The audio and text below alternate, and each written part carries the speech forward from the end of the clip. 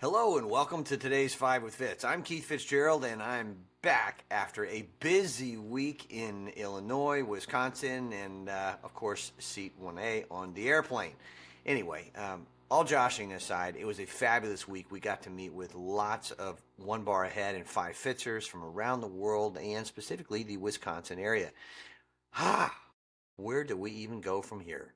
Like millions, I didn't know what I'd see when I hit the screens this morning. But so far, so good, as the old expression goes. They're green. U.S. President Donald Trump has delayed strikes on Iran, and the U.S. Fed's Waller sees a rate cut, even though his boss, Chairman J. Powell, doesn't. Here's my playbook. Number one, it's quad witching day. Now, today's what they call quadruple witching day. It's just one of 4 times a year when stock options, index options, futures, and single stock futures all expire on the same Friday. Hence the 4 things, the quad. Anyway, that may sound like a simple bit of market trivia, but it's anything but simple. Roughly 6.5 trillion with a T dollars in options contracts expired today, including 4.2 trillion in index options, 905 billion in single stock options, 710 billion in ETF options, and last but not least, $700 billion in futures-linked derivatives. Now, why this matters is more than you think, and even if you're not an options trader. It's the moment when institutional traders, hedge funds, and algorithms reposition en masse, meaning all at once. They rebalance while market makers fight to stay solvent in the middle of it all. Now, this has historically triggered higher volatility, but these days, not so much, because most of the action happens in the days leading up to expiration, which means that all of those wild swings you've seen lately are not a coincidence.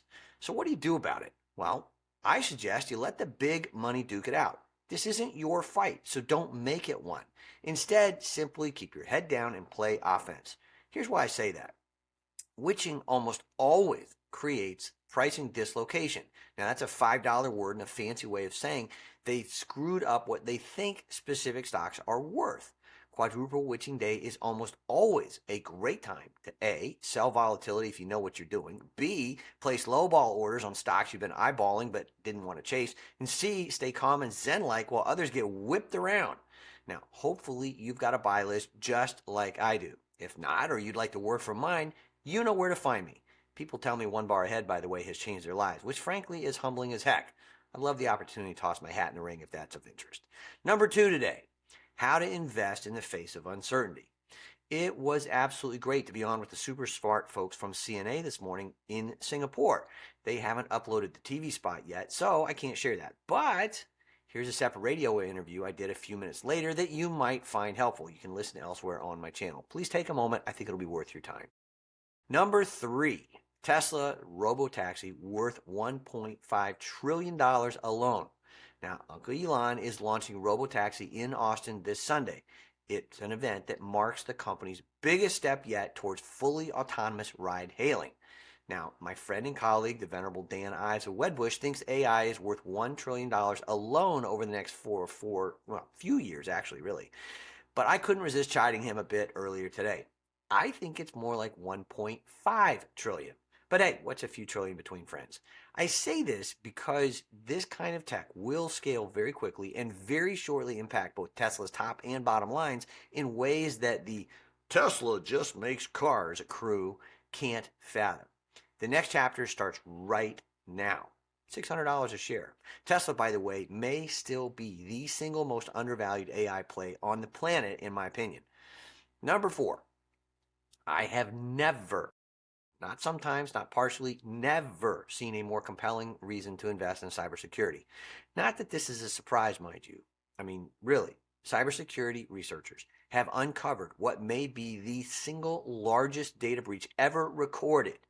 A jaw-dropping 16 billion usernames and passwords leaked from platforms like Apple, Facebook, Google, GitHub, Telegram, and even government services. You read that right. All the biggies. Now, most of the data, this is the interesting part, is new, not recycled previously stolen information. It was exposed just long enough to be scooped up before anyone could trace who was behind it. Do not take this lightly, despite the fact that the mainstream media seems to be doing just that. This isn't just some dark web curiosity. It is weaponizable intelligence ready for phishing attacks, account takeovers, and more. So my POV, A, if you've ever logged into a major app, assume that your credentials are compromised. And B, invest in cybersecurity because you now have a very real economic incentive to do so. Meanwhile, change your passwords, enable two-factor authentication, use a password manager, and if you haven't invested in cybersecurity, you might want to fix that too. My fave in this arena has returned 157.86% since I brought it to the OBA family's attention versus a respectable, but still far lower, 28.83% from the S&P 500 over the same time frame. Now, I prefer individual stocks because those tend to do much better than watered down ETFs and funds, but anything in a situation like this is better than nothing. IBR is a popular choice. It's turned in 48.45% over the same time frame, by the way, so, get on it. And finally, number 5 today, Meta's new glasses. Bet on the brains, not the bling. Meta just dropped its $399 Oakley-style smart glasses. Same awkward look, same meh factor, still not a must-have, unless, of course, you're an influencer getting paid to wear them, but I digress. Here's what you want to focus on. Wearable tech is the future, just not this version of it, at least not yet, in my humble opinion. What is interesting, though, is the timing. Meta's splurging on AI talent faster than Zucko can write the checks, at least almost anyway. Hardware, just like this, is the bait. Now, I don't think the glasses are going to be a needle mover, but the moment somebody figures out a reason to wear them other than the early adopters and paid influencers, the game is going to change. And you want to get ahead of that if you can. So Keith's investing tip is real simple here and very powerful.